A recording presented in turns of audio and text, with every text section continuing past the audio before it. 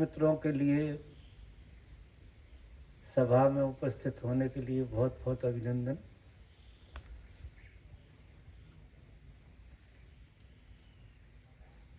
ऐसे आज बहुत लोग नए आए, ऐसा ख्याल आया तो मैंने कहा आ जाते हैं थोड़ी सी बातचीत करके। तो ध्यान में तो बैठते हैं तो आँख बंद करके बैठ जाते हैं और मिलना ठीक से तो बातचीत में ही होता है थोड़ा। तो बातचीत का विषय कहाँ से शुरू करें, तो कोई मित्र मुझे सुझाए। मुझे आपके कौन सी जिज्ञासा आपके चित्त में घूम रही है, उस जिज्ञासा को पृष्ठभूमि में रख कर कुछ बातचीत हुई। तो पूछिए, कोई जिज्ञासा हो। बड़ा मुश्किल नहीं हो जाता है, ऐसे लोगों को कितने प्रश्न रहते हैं, और जब कहा जाए तो प्रश्न शायद कहीं खो जाते हैं, कहीं गायब हो जाते हैं, ऐसे घूमते रहते हैं। बाबा मैं एक प्रश्न पूछती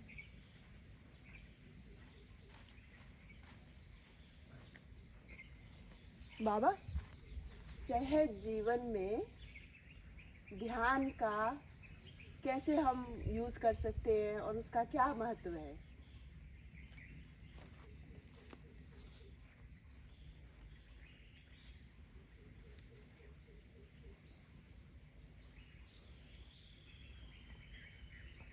एक कहने में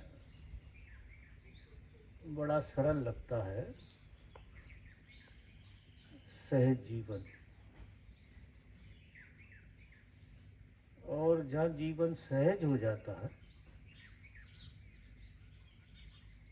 वहाँ ना किसी ध्यान की जरूरत है, ना किसी साधना की जरूरत है। सहज जीवन किसी का जब ही हो सकता है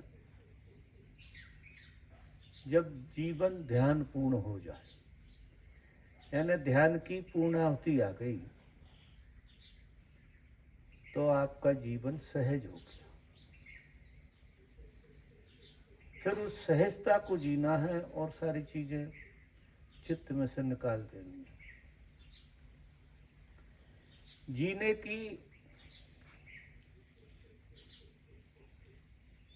तीन धाराएं, एक कर्म है, एक अकर्म है और एक विकर्म है।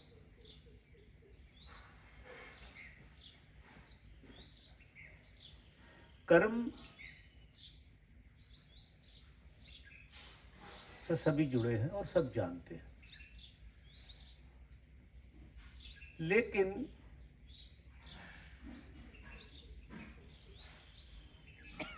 कर्म को कर्म हम बना देते हैं। अगर कर्ता ना हो तो कर्म कर्म नहीं रह जाता।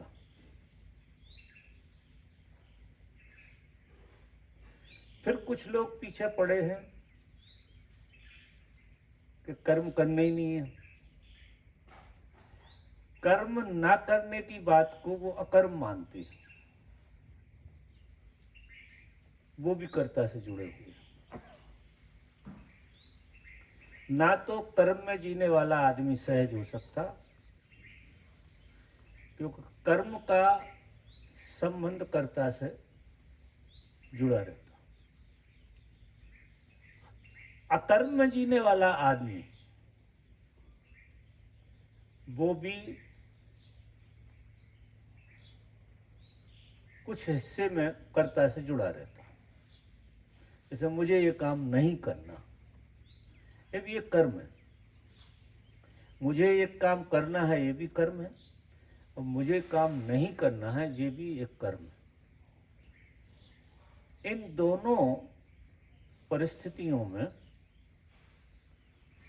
कोई भी व्यक्ति स्वाभाविक नहीं हो सकता, अपने स्वभाव को नहीं जी रहा है, वो परिधि पे जी रहा, गहराई पे नहीं जी रहा। एक तीसरी अवस्था है, वो विकर्म है, ना कर्म है ना अकर्म है। उस अवस्था में व्यक्ति को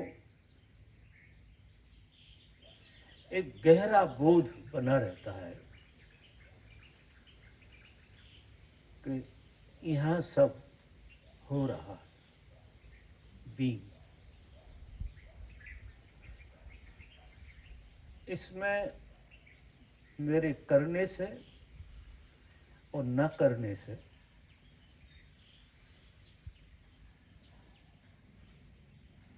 कोई परिणाम नहीं निकलने वाला है, क्योंकि ये दोनों भ्रमणाएं हैं कि हम करते हैं ये भी भ्रमणाएं हैं और हम नहीं करेंगे ये भी भ्रमणा। जिस तरह से अब हमारी सांस चल रही है, इसमें आप ना तो कर्म कर रहे हैं और ना अकर्म कर रहे हैं, ना तो आप कुछ कर सकते उसमें और ना उस घटना को रोक सकते। आप उस घटना को रोक भी नहीं सकते और उस घटना को आप कर भी नहीं सकते। अगर कोई व्यक्ति सांस को कर्ता से जोड़ ले कि मैं ही सांस ले रहा हूं, तो उसकी इतनी मुसीबत हो जाएगी कि वो परेशान हो जाएगा। और कोई व्यक्ति कहे कि मुझे सांस नहीं लेनी, तो भी परेशानी हो जाएगी, क्योंकि सांस न कर्म से जुड़ी न अकर्म से जुड़ी, वो विकर्म से जुड़ी हुई है। वो एक घटना है, वो एक हैपनिंग है, वो सिर्फ हो रही है। और मजा देखो, जो मूल में कोई चीज तुम्हारे पास है वो तो तुम्हारी श्वास है मूल में। अगर वो नहीं है तो आपका सारा प्रोग्राम फेल, सारे प्रोग्राम फेल हो जाएंगे। और एक ऐसी चीज से सारा प्रोग्राम चल रहा है जिसका आपका कोई हस्तक्षेप नहीं है। मजा देखिए, वो ऐसी चीज हो रही है आप में, प्रकृति दत्त, स्वाभाविक, जिसमें आपका हस्तक्षेप अगर आया तो सहजता बंद हो जाएगी आपकी, आप परेशानी में पड़ जाएंगे, आप वहां कुछ कर नहीं सकते। प्रयास करके देखोगे तो परेशानी में पड़ जाओगे। तो सत्य यह है कि चीजें हो रही, इवन तुम जो कर्म कर रहे हो वो तुम कर नहीं रहे हो, तुमसे हो रहा है। और जिस कर्म को तुम नहीं कर रहे हो वो भी तुमसे हो रहा है, तुम कर नहीं रहे। कर कोई नहीं सकता, कुछ भी नहीं कर सकता। और सबको ऐसा भ्रम है, सभी को, कि वो कर रहे हैं। हमारे अल्पेश को भ्रम आ जाता कि वो कुछ कर रहा है और फिर अड़चन में पड़ जाता है। फिर समझ में आती होगी कि मैं नहीं कर रहा हूं, तो सुलझ जाता है मामला। तो जीवन की जो परम बात है वो बात तो हैपनिंग है कि चीजें हो रही। तुम ना रहो तो ये फूल खिलते रहेंगे, चांद तारे खिलते रहेंगे, सूर्य उदय होता रहेगा, सब चीजें चलती रहेंगी। तुम्हारे होने से कोई फर्क इस अस्तित्व में नहीं पड़ने वाला है, क्योंकि अस्तित्व तुम्हारे बावजूद चल रहा है और तुम अस्तित्व के हिस्से हो, और पूरा अस्तित्व तुम्हारे बावजूद चल रहा है। नदियां बह रही हैं। हम थोड़ी बहुत रुकावट डालने की कोशिश जरूर कर सकते हैं। तो विकृत करने का काम हम करते हैं, हम बिगाड़ने का काम करते हैं। सच पूछो तो फिर भी कितना ही बिगाड़ो, उससे रोक तो नहीं सकते। वो बहाव कुछ ना कुछ करके, तोड़ फोड़ करके फिर बहने लगेगा, कितनी कोशिश करो आप। तो जीवन की जो सहज दशा है, अगर किसी को उसको उपलब्ध होना है, उसे जीना है, तो उसको बीच में से हट जाना, चीजों को होने देना।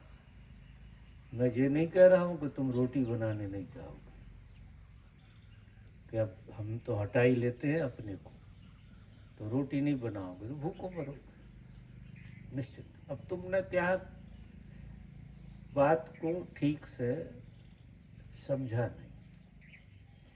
कर्म बंद नहीं होते, अकर्म भी बंद नहीं होता, ये सब चीजें चलती हैं। इनके पीछे एक समझ जुड़ जाती है गहरी, कि करता मैं चाहूं तो भी नहीं हो सकता किसी बात का। अभी एक ऐसी समझ जुड़ी है कि मैं करता अगर नहीं हूं तो कोई काम होने वाला नहीं। ये हम शीर्षासन में जी रहे हैं, सर हमारा जमीन पे है और पांव ऊपर है। ये अवस्था है, जैसा जीवन है, जिसे असहज जीवन कहे।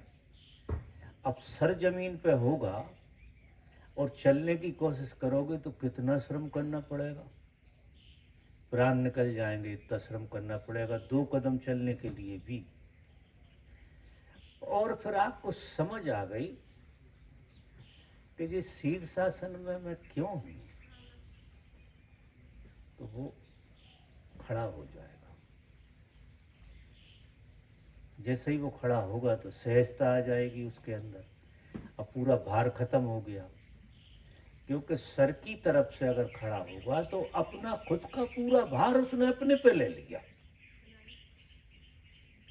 और जब पैरों पे खड़ा हो गया तो अपना सारा भार जमीन पे चला गया, तो वो फ्री हो गया। जिस तरह से हम शीर्षासन में अपना भार ले लेते हैं, उसी तरह से कर्ता बुद्धि की वजह से हम जीवन के बहुत सारे उपद्रव अपने माथे पर ले लेते हैं। तो हम ये हल करके मानेंगे, उसने हल कर लिया तो हम भी हल कर लेंगे, ऐसा। अब आप अगर इतना वजन लेके जियोगे तो आपके अंदर सहजता कहाँ से आएगी? आप सहज नहीं हो सकते। जीवन एक तनाव से ज़्यादा और कुछ हाथ में नहीं आएगा, एक तनाव रहेगा। जबकि जीवन एक सतत बहाव है। अगर आप पे वजन नहीं है तो आप बहेंगे, बटेंगे, उसका आनंद लेंगे, नाचेंगे आप। जब वजन बिल्कुल नहीं होगा तो इतना नाचने का दिल करेगा कि आप नाचेंगे, हंसेंगे और दूसरों को हंसाएंगे, क्योंकि आप बिना वजन के जी रहे, वजन है ही नहीं आपके पास। इसलिए जो सहज जीवन है वो वजन हटा के आता है। हर आदमी बहुत वजन लेकर जीता है, और उसका मूल कारण ये है कि वो ये मानता है कि मैं इस दुनिया में यूनिक हूं। निश्चित तुम इस दुनिया में यूनिक हो, उन अर्थों में यूनिक हो कि तुम्हें किसी से कंपटीशन करने की जरूरत नहीं है। लेकिन मैं यूनिक हूं क्योंकि मैंने दूसरों को पछाड़ा है, दूसरे मेरे आगे कहीं नहीं लगते। तो ये सूत्र पूरा बदल गया। संतों ने कहा तुम यूनिक हो, बिल्कुल तुम जैसा इस जगत में कोई नहीं है, तुम्हारे अंगूठे की छाप तुम्हारे ही अंगूठे की छाप है, ये सत्य है। अगर यही सत्य है तो मुझे किसी से कंपटीशन करने की क्या जरूरत है? किसी को देख के ईर्ष्या दोष पैदा करने की क्या जरूरत है? मैं राजी हो जाऊं मेरे होने में। अगर मुझे परमात्मा ने ऐसा रचा है तो इस रचना से वो राजी जब है तो मैं राजी क्यों नहीं हो जाऊं? तो लोग अपने से राजी नहीं है, और राजी ना होने का कारण दूसरों को देख के। अब इतना ख्याल नहीं है कि जब तुम यूनिक हो कोई ये भी यूनिक है। हर आदमी यहाँ यूनिक है। जब हर आदमी यूनिक है तो ये कंपटीशन वाली जो नासमझी है ये तो बिल्कुल खत्म हो जाना चाहिए। कोई किराने की दुकान चला रहा उसका आनंद ले, क्योंकि वो किराने की दुकान चलाने के लिए यूनिक बना हुआ। अब उसमें ही तुम्हारा परफेक्शन आए।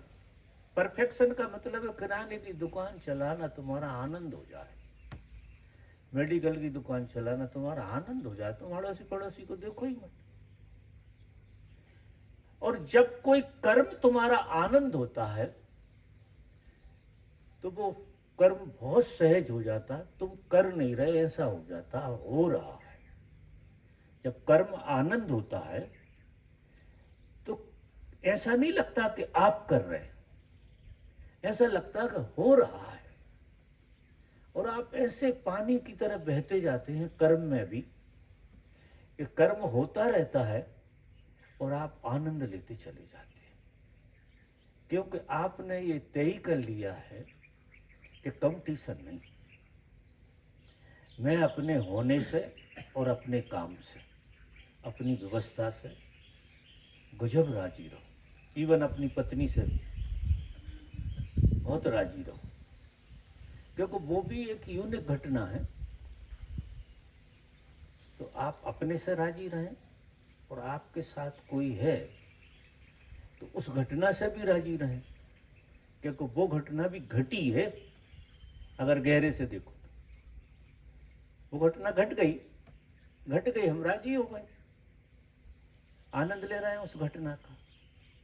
तो जीवन में सारे तनाव, सारे उपद्रव, सारी व्यवस्था विदा हो जाती है अगर हम एक बात का ख्याल करें कि हम वजन लेके जी रहे हैं या बिना वजन के जी रहे हैं। ये आपकी खोपड़ी बता देगी आप कितना वजन लेके जी रहे हैं। जितना ज़्यादा भार लेके जियोगे उतने दूसरों में सताओगे, पहली बार हंसाओगे नहीं, सताओगे। क्यों? कि तुम वजन लेके इतने दुखी हो कि जब तक वो वजन किसी पे फेंक ना दो तुम्हें चैन नहीं आती। और तुम इस वजन को कितनी जगह फेंकते रहना, ये कम नहीं होता, ये चढ़ा ही रहेगा आपके ऊपर। आप कितनी कोशिश करना कि इससे हम हल्के हो जाएंगे, चार गाली किसी को दे आए या जो भी करे आए, या किसी को लूट लिया या कुछ कर लिया, मार दिया, कुछ कर दिया, कोई हल्के नहीं होते आप। ये वजन कम होता ही नहीं।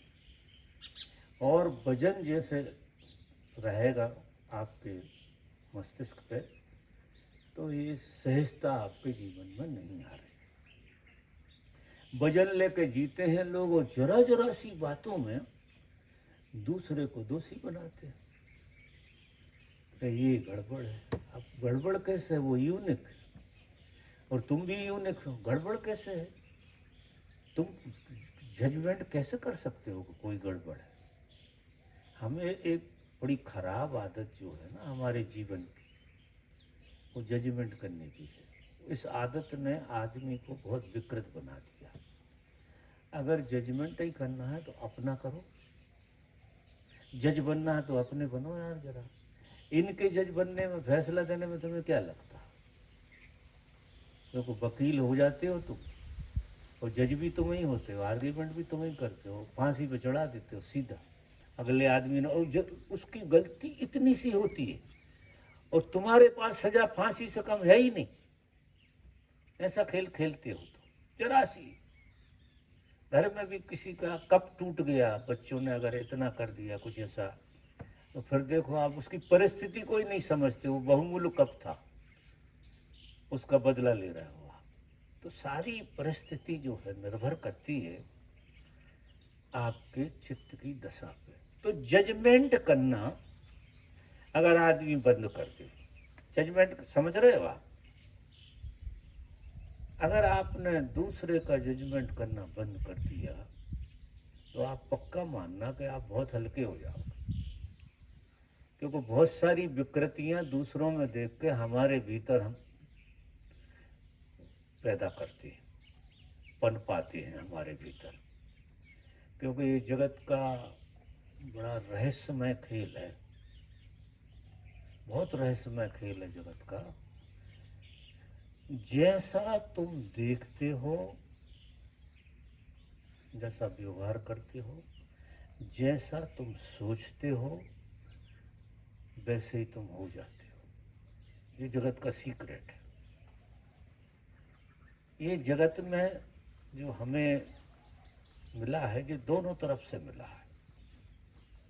ये हमारी आंख पर बहुत निर्भर है। यही जगत अगर आप दूसरे तरह से देखते हैं, प्रेम की आंख से देखते हैं, सिर्फ आंख प्रेम की ही खोलना, तो वही जगत आपको प्रेमी बना देता है। सारा जगत जैसे तुम्हारे प्रेम में पड़ गया वैसा लगेगा आपको, क्योंकि आपने सारे जगत को प्रेम से देखा। तो हम जो देखते हैं और जो हम सोचते हैं, जैसा व्यवहार करते हैं, धीरे धीरे पता नहीं लगता वो हम हो जाते हैं।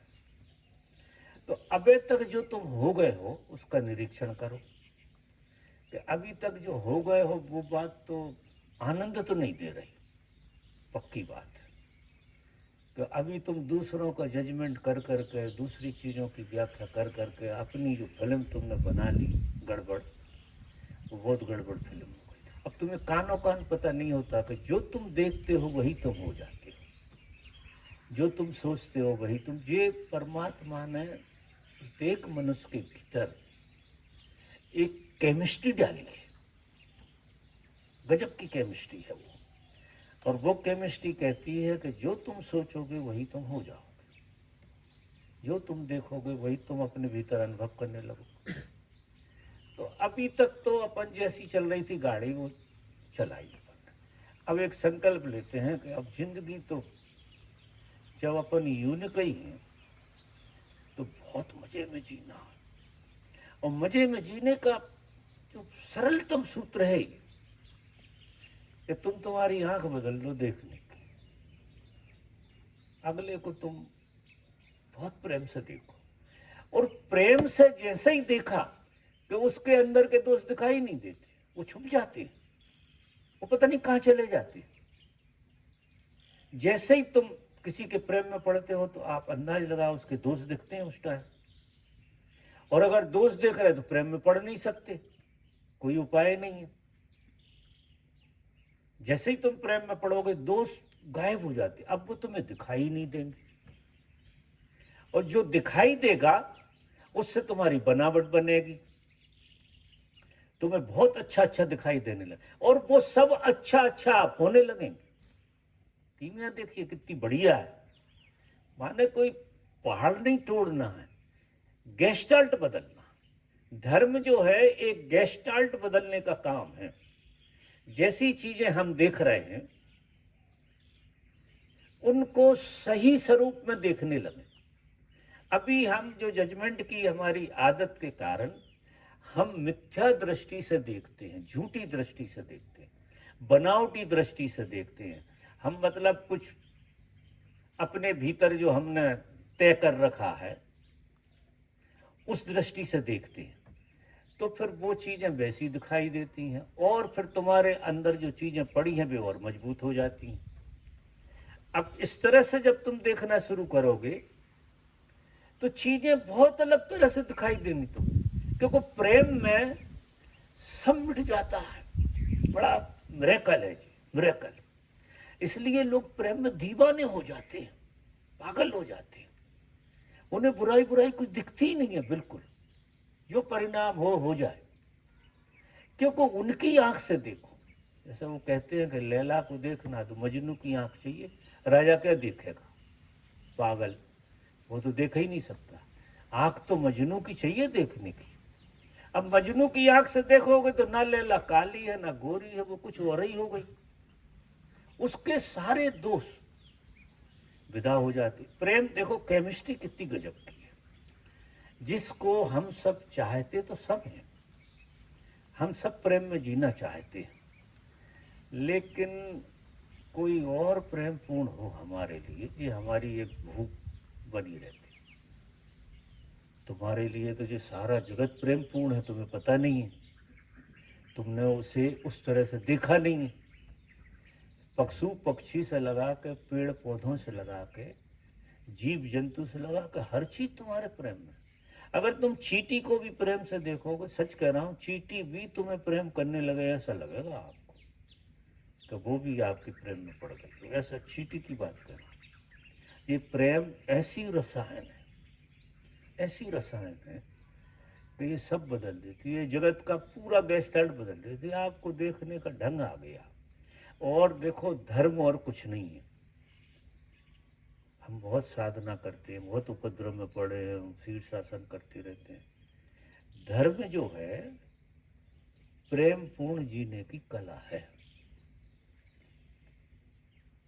जैसे ही तुम प्रेम पूर्ण जीते हो हर चीज के साथ, सारी चीजें तुम्हारे प्रेम में पड़ जाती हैं। और जब सब कुछ तुम्हारे प्रेम में पड़ता है, जी तुम्हारी मांग भी है। गहरे में देखो तो सबकी मांग क्या है, हर कोई मेरे प्रेम में पड़ जाए, जी है क्या नहीं मांग सबकी। मैं बहुत लोगों से पूछता हूँ परमात्मा चाहिए, नहीं परमात्मा नहीं चाहिए, प्रेम की बात करो, परमात्मा किसी को नहीं चाहिए। और जो व्यक्ति प्रेम में पड़ जाएगा, उसकी सृष्टि के प्रेम में पड़ जाएगा, उसको सृष्टा के दर्शन हो जाएंगे। बिना आप इस प्रकृति को क्रॉस किए परमात्मा के दर्शन नहीं कर सकते, क्योंकि भेदभाव से देख रहे हो आप। और परमात्मा भेदभाव रहित है, तो उसने जो सृष्टि बनाई है उसमें हम सब हैं। तो भेदभाव रहित आप, अगर आपकी आंख बहुत प्रेम से इस सृष्टि को देखने लगे, तो देर नहीं लगेगी आपको परमात्मा के दर्शन होने। आज के आज आपको परमात्मा के दर्शन होंगे, क्योंकि ऐसी कोई जगह ही नहीं है, मेरा ऐसा अनुभव है, जहां परमात्मा का वास ना हो। क्योंकि परमात्मा व्यापक ब्रह्म जीव अविनाशी, परमात्मा जो है सब जगह व्यापक है, तिनके तिनके में व्यापक है। सिर्फ आंख खोलने की बात है। और आंख तुम्हें लगेगा हमारी तो खुली है, लेकिन ये आंख तुम जो देखना चाहते हो वो देखने को खुली है। जैसे तुम थोड़े धुंधलके में चलते हो तो तुम्हारी आंख खुली है खतरा देखने के लिए, कहीं बिच्छू नहीं है, कहीं सांप तो नहीं आ रहा, कहीं अंधेरे में सुअर तो नहीं आ गया, वो देखने के लिए खुली है आपकी आंख। आप सृष्टि नहीं देख रहे हैं, आप देख रहे हैं कि कोई खतरा ना हो जाए, उस तरफ आपकी निगाह जा रही है। इस संसार में भी जो आप देखते हैं, करीब करीब ऐसी ही दृष्टि से देखते हैं कि आपके हित में क्या है वो देखते हो आप, और आपके अहित में क्या है। कोई भी आदमी आकर बैठेगा, मिलेगा, बातचीत करेगा, तो तुरंत आप जजमेंट करोगे कि जी मेरे काम का है कि गैर काम का है, कि नुकसान वाला है। आदमी नहीं देख रहे आप, आदमी तो कोई देखता ही नहीं है। जैसी जीवन की घटना है वो ऐसी है कि हम आदमी को न देख के दो पहलू कर देते हैं उसके, कि ये हमारे लिए ठीक है तो हम आगे बढ़े, और जरा भी ऐसा लगता है कि ये अपने काम का नहीं है तो जरा फूटे अपन से, पीछा छुड़ाएं, और हम पीछे हट जाते हैं। उसके ऐसी जीवन की दशा ऐसी, और ये दृष्टि को हम मिथ्या दृष्टि कहते हैं, ये काम चलाऊ दृष्टि कहते हैं। तो संसार में जो आंख तुम्हारे पास है, उस आंख से तुम जी तो लेते हो, तुम्हारी जिंदगी कट तो जाती है, लेकिन जब तक जिंदगी में परमात्मा की ही सुगंध ना उठने लगे, तब तक जिंदगी में तृप्ति तो नहीं होती। तो काम तो हम जन्मों से चला रहे हैं। हर जन्म हमें एक मौका देता है। ये जीवन जीवन नहीं है, ये एक प्लेटफार्म है। इस प्लेटफार्म से आप टेक ऑफ कर सकते हैं, आपकी फ्लाइट उड़ सकती है इससे। इस जीवन से महाजीवन में आपकी छलांग लग सकती है। और उसकी जो कीमिया है, दो ही कीमिया है, एक ध्यान और एक प्रेम। ध्यान थोड़ी करने जैसी चीज है, क्योंकि हम जकड़े बहुत हैं, जकड़े हैं और अकड़े भी बहुत हैं, बहुत अकड़े। तो हमारी जो अकड़पन निकालने के लिए ध्यान जरूरी है, लेकिन अकेले ध्यान से भी काम नहीं होने वाला है। ध्यान आपकी अकड़ मिटा देगा तो सहज रूप से आपके अंदर प्रेम की प्रतीति आना शुरू हो जाएगी, क्योंकि ध्यानी का अहंकार शेष रह सकता है। ध्यान में अहंकार के बने रहने की गुंजाइश है, वो उस तरह से नहीं रहेगा, अस्मिता की तरह से रहेगा, लेकिन सताएगा। और फिर दूसरा कदम है प्रेम का। सभी ध्यानी प्रेम की तरफ चले जाते हैं। कितने ही गहरे ध्यान में गए हों लोग, लेकिन उन्हें प्रेम की आंख ध्यान से जो मिलती है, फिर वो प्रेम को जीने लगते हैं, फिर वो देखने का अंदाजा उनका बदलता है। अब जो फिर वो देखते हैं वो होते रहते हैं, और जो होते हैं उसके अनुसार फिर देखते हैं, फिर और साफ दिखता है, और हो जाते हैं, फिर और साफ दिखता है।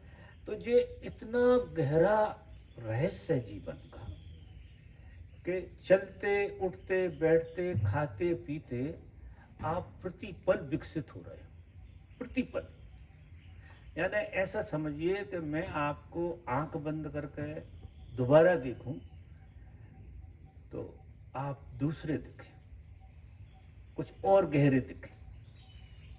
फिर किसी फूल को मैं देख रहा हूं और आंख बंद करके दोबारा देखूं तो वो फूल वैसा ना दिखे, क्योंकि आपकी गहराई बढ़ गई। जब आप गहरे होते हैं तो हर चीज गहराई में दिखाई देने लगती, हर चीज गहरी होती। जो मैंने कहा कि प्रेम की आंख में दोष गायब हो जाते हैं, और जितनी गहरी प्रेम की आंख होती है उतने दोष गायब हो जाते, फिर रूप गायब हो जाता है। और प्रेम की बहुत गहरी आंख में उस रूप में अरूप का दर्शन हो जाता है। परमात्मा कोई ऐसा नहीं है, ऐसी घटना नहीं है कि वो शंख चक्र गदा पद्म में खड़ा हो जाएगा तुम्हारे सामने। वो तो हो भी जाए तो कुछ नहीं होने वाला तुम्हारा। वो ऐसा लगेगा कि एक तो घबराहट लगेगी, और घंटा दो घंटा दूसरों से कहने के लिए ठीक रहेगा, लेकिन जीवन थोड़ी बदल जाएगा। जीवन तो जब हम परमात्मा की सृष्टि को जीने लगते हैं, जो उसकी बनाई है उसमें वो व्यापक है, प्रत्येक फूल में उसका वास है, प्रत्येक पत्ती में उसका वास है। इसलिए हमने नदियाँ पूजी, पेड़ पूजे, अग्नि पूजी। अब ये सारी पूजा जो हम करते थे, वो महापुरुषों ने ये कहा था कि अगर एक चीज को भी पूजना तुम्हें आ गया तो वो चीज क्या करेगी, तुम्हारे अंदर गहराई डाल देगी, उसकी सृष्टि में से भी। तो हमने भगवान पत्थर के बनाए, उन्हें पूजे। मैं तो कहूँगा बड़े प्रतिभाशाली लोग रहे होंगे जिनने ये ईजाद की होगी, और उसमें उनने कुछ देखा होगा। अभी तो संसार में जिस ढंग से लोग हैं, भगवान भी आ जाए तो पत्थर जैसा व्यवहार करेंगे, और उनने पत्थर को भी भगवान जैसा व्यवहार किया। अब जो कोई पत्थर के लिए भगवान जैसा व्यवहार करेगा, उसकी गहराई कितनी बढ़ेगी, जरा अंदाज लगाओ। पत्थर के साथ वो व्यवहार करेगा कि ये परमात्मा है, तो पत्थर तो एक बहाना हो गया। लेकिन अगर पत्थर को भी इतना प्रेम करोगे आप, इतना आदर करोगे, मीरा कृष्ण की मूर्ति छाती से लगा के घूमती रही, छाती से लगा मूर्ति। सब लोग पागल कहेंगे, जी पत्थर की मूर्ति लगाए हुए है, वो कह रही है मुझे तो कृष्ण मिल गए। और सबको तो क्या दिखेगा, पत्थर की मूर्ति दिखेगी। लेकिन कितनी प्रतिभा रही होगी मीरा की, कितनी जबरदस्त उसकी आंख होगी कि उसने पत्थर कभी नहीं माना। वो उसको नहलाती थी, धुलाती थी, भोजन करवाने बिठालती थी, भोजन कराती थी, आरती उतारती थी, और शयन कराती थी, सेवा करती थी। गजब का खेल है। और लोगों को लगा कि ये तो दीवानी हो गई। अब ऐसा आदमी निश्चित ही दीवाना जैसा जरूर लगेगा। ऐसा लगेगा कि क्योंकि लाखों में कोई एक आध की समझ ऐसी बैठती है, जबकि लाखों की संभावना है। मीरा जैसा होना हर स्त्री के स्वभाव में, कृष्ण जैसा होना हर पुरुष के स्वभाव में। हम सब कृष्ण जैसे जी सकते हैं, कोई रूप रंग की बात नहीं है, जीने की बात है। और मीरा जैसे जीने में किसको मजा नहीं आएगा, सबको मजा आएगा। लेकिन जो कसौटी है वो ये है कि हमारी आंख उसकी सृष्टि को कुछ अलग ढंग से देखने लगे। आप बिल्कुल सब परिभाषाओं से बाहर होके और अपने में ठहर के प्रेम की आंख से किसी भी चीज को देखोगे, वो चीज में गहराई दिखाई देने लगेगी आपको। और वो इतनी गहरी हो जाएगी, इतनी गहरी हो जाएगी कि वहां कुछ प्रकट हो जाएगा। तो जैसी दृष्टि वैसी सृष्टि हो जाती है। और जिनने प्रश्न पूछा है, वो सहजता जो है तभी आती है, इसके पहले सहजता नहीं आती है। तो कर्म और अकर्म, ये दोनों चीजों से झगड़ना मत, क्योंकि ना तुम कर्म कर रहे हो ना तुम अकर्म कर रहे हो, सब विकर्म में हो रहा, सब हो रहा। यहां से शुरू करते हैं अपन, तब मजा आएगा। अब बहुत गहरे में देखो तो ये फूल में सौंदर्य और ये कलर, ये आदमी की इजाद है क्या कि ये सब हो रहा? अगर आदमी इसको करेगा तो मेरे ख्याल से इतना सुंदर तो नहीं कर सकता। पहली बात तो कुछ भी कर ले, लेकिन ये जो जीवन का बहाव है फूल के अंदर, वो बहाव कौन सी पेंटिंग में आएगा? हम बहुत बार उदाहरण देते हैं कि एक गांव का बिल्कुल गंदा सा बच्चा, नाक टपक रही है, नंगा खड़ा है, काला कलूटा जैसा भी है, वो जितना सुंदर है उतनी कोई मूर्ति नहीं हो सकती और ना कोई पेंटिंग हो सकती, क्योंकि तुम बहुत कुछ सुधार लोगे, बहाव कहाँ से लाओगे?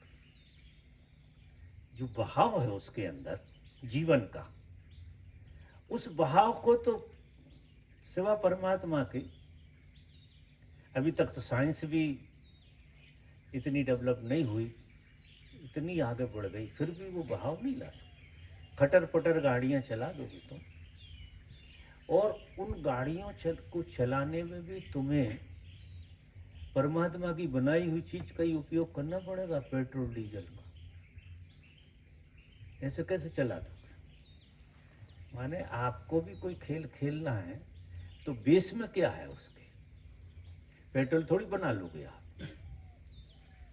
लाओगे तो धरती में से ही, कहीं से तो निकालोगे, बायो बना दोगे, लेकिन तुम ऐसा तो नहीं है कि कोई केमिकल से बना लोगे, खड़ा कर दोगे पेट्रोल और हवाई जहाज चलने लगेगा। तो जो कुछ भी यहाँ हो रहा, जो कुछ भी इस जगत में, उस सत्ता में हो रहा है, उस सत्ता की वजह से हो रहा है। तो जीवन एक हैपनिंग है, एक घटना है जो घट रही है, बस इतना ही देखें हम कि हर चीज हो रही है। जैसे ये लड़का है, अब ये हो रहा है, ज्यादा व्याख्या मत करो, ये हो रहा है।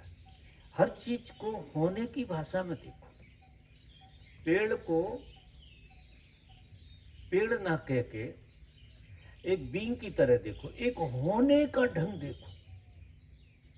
कुछ चीज हो रही है, और जो हो रही है वो चीज बहुत मूल्यवान है।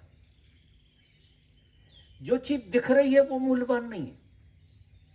समझ रहे मेरी बात? जो दिख रहा है वो बिल्कुल मूल्यवान नहीं है। दिख रहा है वो तो बहाना है कि तुम्हारी उस तरफ निगाह जाए। ये जो चीजें दिखती हैं, ये सिर्फ एक बहाना होती है कि तुम्हारी निगाह उस तरफ जाना चाहिए, लेकिन गहरे में देखो तो उसमें हो रहा है प्रतिपल, और जो प्रतिपल हो रहा है उसी का नाम परमात्मा। आप आश्चर्य करो, परमात्मा बीइंग है नहीं, बीइंग हो रहा प्रतिपल। अगर वो है ही होता, बीइंग नहीं होता, तो हम इस जगत से बहुत थक जाते और अपने होने से भी थक जाते। तो तुम भी हो रहे हो, तुम हो नहीं, और तुमने होने की प्रक्रिया को तुम हो ऐसा मान लिया, तो तुमने जिंदा चीज को मुर्दा बना के जी लिया। समझ रहे मेरी बात? जी मैं क्या कहना चाह रहा हूं कि नहीं आ रही समझ? कि अगर तुमने कोई चीज को हैपन में डाला, तो ये है, तो वो तो जड़ हो गई, और हो रही है तो फिर जिंदी है। तो यहां किसी को भी आप देखो, किसी को भी, तो वो जो दिख रही है चीज उस पर ध्यान मत दो, जो हो रही है उस चीज पर ध्यान दो। जैसे मैंने कहा उस बच्चे में जीवन बह रहा है।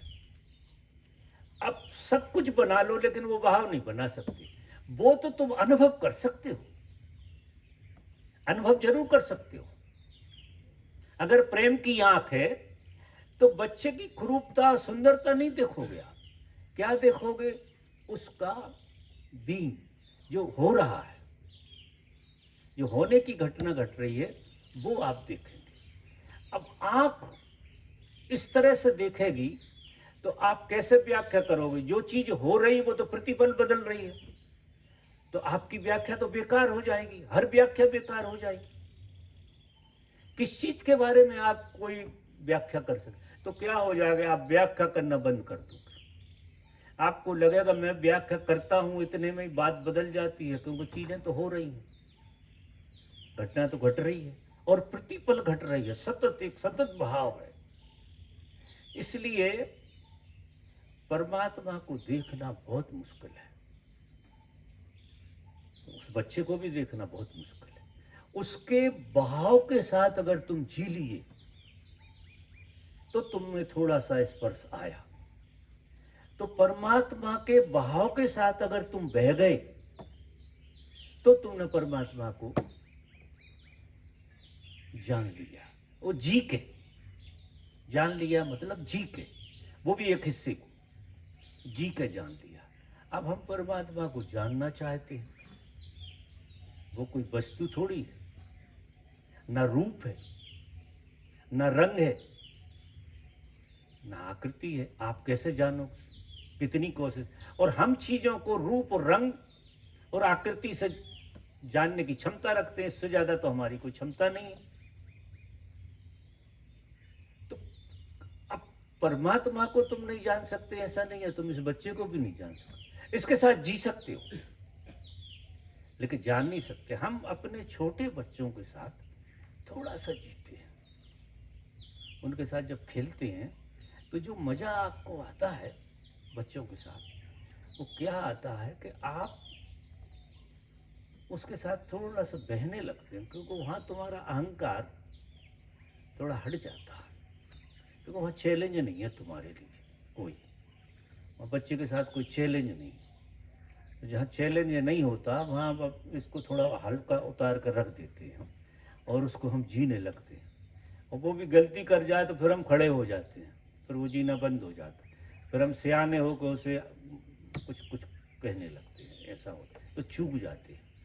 तो अब अगर आपको ये पता लग जाए कि परमात्मा को ढूंढना नहीं है, परमात्मा को जीना है, और परमात्मा को जीने का तरीका ये है कि हर जीवंत चीज के साथ प्राणों से जियो। जब कोई लड़का लड़की भी प्रेम में होते हैं तो बहुत गहरे में देखो तो देह से कुछ लेना देना नहीं होता, रूप से लेना देना नहीं होता, वो गहरे में उस बहाव को अनुभव करते हैं, और फिर माइंड आ जाता है तो वो बहाव बंद हो जाता है, लड़का वही होता, लड़की वही होती, फिर उपद्रव चालू हो जाती, क्योंकि जिस घटना को तुमने नाम रूप दिया, भाषा में लाए, वो घटना बेकार हो जाती है, उसका कोई मतलब नहीं रहता, और बहाव सतत हो रहा है तो प्रेम कहीं चुकता थोड़ी है, सतत आप प्रेम में जी सकते हैं, सबके साथ जी सकते हैं। फिर तो आपको मजा आ गया तो आप पेड़ पौधों के साथ बहो, कुत्ता बिल्ली के साथ बहो, बंदरों के साथ बहो। यहाँ बड़े मजेदार बंदर हैं, आपको देखने मिले होंगे नहीं मिले पता नहीं है, लेकिन बड़े अच्छे बंदर हैं यहाँ, 12-15 की टोली है, क्या मजे करते हैं। अब उन्हें कुछ अता पता नहीं है लेकिन बह रहे हैं, परमात्मा बह रहा है और वो खेल चल रहा है, अपने लग रहा खेल चल रही है। सारे रूप मालिक ने इसलिए धारण किए कि इन रूप में अरूप की झलक आपको दिख जाए। अगर कोई आदमी प्रेम में उनके साथ बहुत निकट चला जाए तो ये कुत्ता बिल्ली और इनके साथ तो बड़ी बात है, पहले मनुष्यों के साथ जो सबसे कठिन, शुरुआत हमें मनुष्यों से ही करना पड़े, जो सबसे ज्यादा कठिन है। तो किसी को देखो मत, उसके बहाव को पकड़ो, अगर बहाव पकड़ में आ गया तो आपको सूत्र हाथ लग गया, फिर आपके जीवन में जिसे धर्म कहेंगे उसकी शुरुआत हुई। फिर बाद में तो परमात्मा में बहो, वो अनंत भाव है, उसके साथ एक हो जाओ। जब उसके साथ एक होते हो तुम्हारा अस्तित्व गायब हो जाता है, एक भाव ही रह जाता बस, और कुछ नहीं बचता। फिर थोड़ा तुम दिमाग में आ जाते हो, फिर थोड़ी दुनिया मुनिया ऐसे देख लेते हो, और फिर दोबारा से ये तो क्या डुबकी लगती रहती, परमात्मा में मर्जी जितने बार डुबकी लगा, क्योंकि वो अनंत ब्रह्मांड है, अनंत है, अनंत भाव है, उस भाव में हमें शामिल होना। शायद मेरी बात समझ में आ रही हो आपकी, आ रही है थोड़ी समझ, सच में बहुत खुशी की बात है। अगर ये आपकी समझ में आ गई तो आज मैं कह सकता हूं कि तुम सब बुद्ध हो गए। बुद्ध होने का मतलब ही ये है कि तुम बुद्धत्व को जीने लगे। पा लिया ऐसा नहीं, पा लिया तो मर गए, वो तो क्या पा लिया, जिस चीज को हम पा लेते हैं वो तो बेकार हो जाती है। अच्छा है कि हम परमात्मा को पाते नहीं, परमात्मा में होते रहते हैं, और कोई चीज नहीं पाते। तो ये पाने वाली चीजें सब झूठी होती हैं। तुम यहाँ जन्मे हो होने के लिए, हो रहे हो। हम जन्म में होते हैं और मृत्यु में होते हैं। देखो हम कैसा बोलते हैं कि जन्म हो गया, जन्म हुआ, फिर कहते हैं बच्चा बच्चा हुआ, फिर कहते हैं जवानी हो रही है, और फिर कहते हैं बुढ़ापा हो रहा है, और फिर कहते हैं मौत हो रही है, और फिर जीवन हो रहा है। मतलब इस जगत में ठहरा क्या है? सब हो ही रहा है ना, हो रहा है कि नहीं? जन्म हो गया, अब चूंकि जन्म हो गया तो रुक थोड़ी जाएगा जन्म तो, क्योंकि वो तो हो रहा है। और जन्म थोड़ा आगे चल के बड़ा हो गया, फिर और बड़ा हो गया, फिर जवानी हो गया, फिर बुढ़ापा हो गया, फिर मृत्यु हो गया, और जो साइकिल चलता ही रहता, फिर जन्म हो गया, फिर दोबारा से जन्म हो गया। कितना सुंदर खेल है। इसलिए मैं सबसे कहता हूँ कि मौत से किसी को नहीं डरना चाहिए, क्योंकि मेरा ऐसा अनुभव है कि मरता कोई नहीं। जिसका डर हमें इतना लगा रहता है जिसका कोई हिसाब नहीं, बहुत डर लगा रहता है।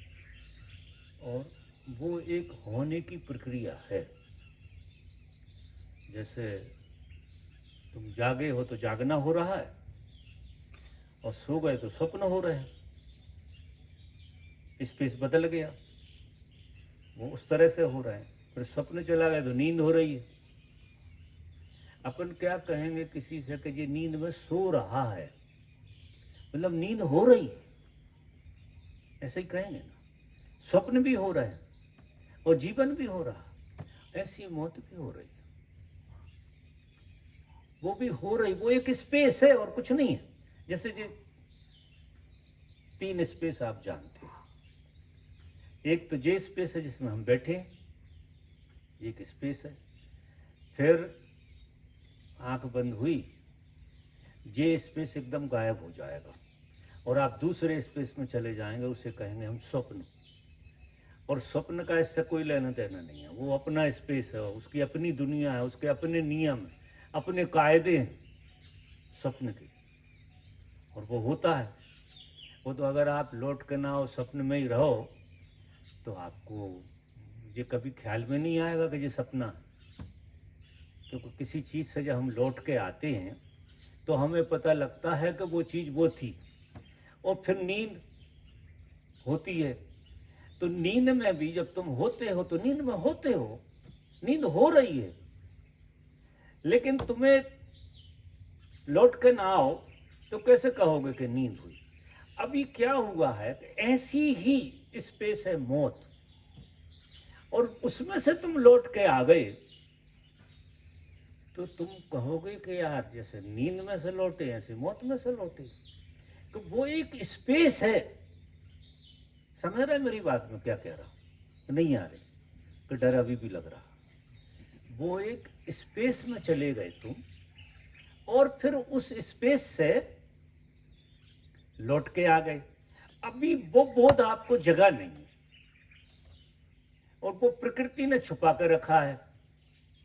प्रकृति ने क्या किया है कि उसमें से सीधा बच्चा बना देती है। वो मौत में गए आप। अब ये तीनों आयाम हैं जो जीवन के, आप आश्चर्य करोगे। जन्म, जीवन और मृत्यु, ये 3 आयाम। इन तीनों में सबसे श्रेष्ठ आयाम है मृत्यु। मृत्यु का आयाम सबसे श्रेष्ठ। अगर आपके जीवन में कोई चीज सबसे अच्छी है, सबसे अच्छी, तो वो है आपकी मृत्यु। क्यों? कि मृत्यु ऐसा डॉक्टर है जो आपके सारे रोगों को, सारी बीमारियों को दग्ध कर देता है, दग्ध हो जाती, और तुम्हें बिल्कुल नया बना के फिर डाल देता है। फिर एक स्पेस में आ गया। अब किसी को मरते वक्त ये बोध हो जाए, मरते वक्त ये बोध हो जाए कि नींद एक स्पेस था, और फिर जब जन्म है तो उसे पता है कि मैं मौत से आया हूं। मौत जैसी चीज नहीं है, मेरा यहाँ आना बिना मरे हो ही नहीं सकता था। तो जन्म कैसे होगा अगर आप मरोगे नहीं तो? आप बताओ। आप अगर मरना नहीं चाहोगे तो फिर ये ताजगी कैसे आएगी जो बच्चे बन के आ जाते हो आप? और आप तो बुढ़ापे से इतने थक जाओगे, इतने थक जाओगे कि संसार भरे गालियाँ दो। 90 साल, 100 साल, 200 साल, फिर क्या करोगे? तो मृत्यु आपके साथ कितना बढ़िया काम कर रही है, कितना सुंदर काम हो रहा है कि आपके सारे रोग दोष संस्कार जो भी उपद्रव आपने किए सारी जिंदगी के, उसका हवन कुंड में हवन हो जाता है। तो वो श्रेष्ठ है कि नहीं? कोई डॉक्टर ऐसा नहीं कर सकता, कोई ऑपरेशन दुनिया में ऐसा नहीं बना जैसा मौत का ऑपरेशन। वो जो स्पेस है वो गजब का स्पेस है, और तुम्हें बिल्कुल नया एकदम ताजे निकलते हो तुम। किसी घर में थोड़े दिन रहे और फिर आ गए और फिर चालू हो गई। अब इस बात का तुम्हें पता हो, जैसे तुम्हें पता है कि नींद से तुम लौटे आते हो। अब अगर तुम्हें ये पता लगे कि मौत से तुम लौट आते तो यहाँ कितने मजे में जियोगे आप, जरा अंदाज लगा। आपके मजे का ठिकाना नहीं रहेगा, आप इतने मजे में जियोगे। और जिसे ये पता लग जाता है वो गजब मजे में जीता है। और यही पता लग जाए, इसी के लिए है ये सब रामायण। ये जितनी रामायण पढ़ी जाती है वो इसका पता लग जाए कि तुम डर डर कर क्यों जी रहे हो। वहां कुछ ऐसा है ही नहीं जैसा तुमने माना है। अब माना क्या, देखते हो तुम चारों तरफ, और जो देखते हो वही तुम हो जाते हो। तुम भय देखते हो मृत्यु का, तो तुम भय हो गए। और अगर तुमने बोध में जो देख लिया तो फिर देखना तुम्हारे पिताजी मरेंगे और तुम आनंदित हो, क्योंकि पिताजी मर ही नहीं सकते। कितना बढ़िया रिन्यूअल हो रहा है, तो आपको अच्छा लगेगा। कोई भी मरेगा, कोई भी संसार में मरेगा, आपको कोई फर्क नहीं पड़ेगा, क्योंकि ये सब झूठ का खेल है। विज्ञान पता नहीं है तो हम रोते रहते हैं। और जब इसका पता लग जाएगा तो ना तो आप अपनी मृत्यु से भयभीत होंगे, और ना आपके साथ जो लोग हैं उनकी मृत्यु से आपको भय नहीं पकड़ेगा, क्योंकि आपको पता है मरना कहाँ, मरना तो होता ही नहीं। वो स्पेस बदल रहा है, और वो स्पेस ऐसा है कि नया मॉडल, जैसे मैं कहता हूँ गाड़ी गैरेज में डाली तो सुधर के आती, और ये ऐसा गैरेज है मृत्यु का मॉडल ही बदल के आता, ओडी बन के आ जाती है एम्बेसडर। ऐसा खेल होता है, इतना गजब का खेल है। तो फिर तुम क्या चाहते हो? वो खटारा एम्बेसडर ही चलती है। और कितने बार गैरेज में ले जाओ, ये डॉक्टरों के पास जाना, गैरेज में जाना।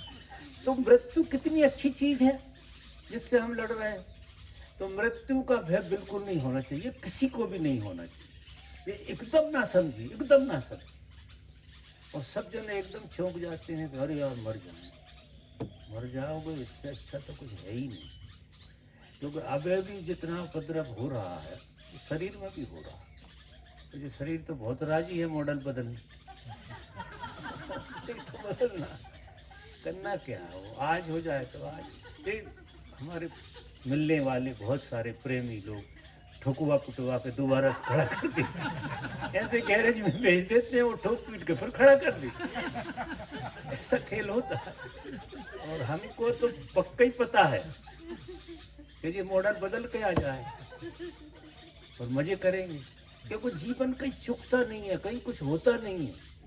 ये बहुत धारणाओं में जीवन चल रहा है, ये ऐसे ही चलता है, क्योंकि ये तो परमात्मा है, सनातन है, ये कैसे खत्म हो जाएगा। परमात्मा एक शाश्वतता का खेल है, और वो शाश्वतता का खेल हो रहा है बहुत बढ़िया। ये कहीं कोई चीज नहीं मिटने वाली, हर चीज बदल बदल के फिर लौट आती है, बदल बदल। आप ये तो आपने देखा नहीं, लेकिन पेड़ का तो देखा। तो पेड़ क्या हो जाता है आखिरी में, बीज हो जाता है, और बीज से पेड़ हो जाता है। तो मरता कहाँ है? देखने में लगता है अरे वो सूख गया, अरे वो ऐसा हो गया, वो वैसा हो गया। वो वैसा वैसा कुछ भी नहीं हुआ, उसका सारा एसेंस बीज में चला गया। और बीज फिर वो एक स्पेस है, बीज पहले भी वही स्पेस था जहाँ से शुरुआत हुई, और फिर दोबारा से खड़ा हुआ ऐसा झाड़ बन गया जिसका कोई हिसाब नहीं। फिर वही यात्रा फिर चल रही। ये परमात्मा क्यों चल रही है? ये परमात्मा का खेल, इसका मेरे पास जवाब नहीं। तो मैं अब विदा लूँ आप लोगों से, क्योंकि मुझे लगता है प्रश्न नहीं रहा होगा, सबके उत्तर आ गए होंगे, जिन जिन के दिमाग में कुछ खुजलाहट होगी वो शायद सबकी निपट गई, इसलिए मैं आया था। मैंने कहा एक साथ जवाब दे देता हूँ। बहुत बहुत धन्यवाद यहाँ आने के लिए, और मेरी बात अगर जियो तो बहुत मज़ा आएगा।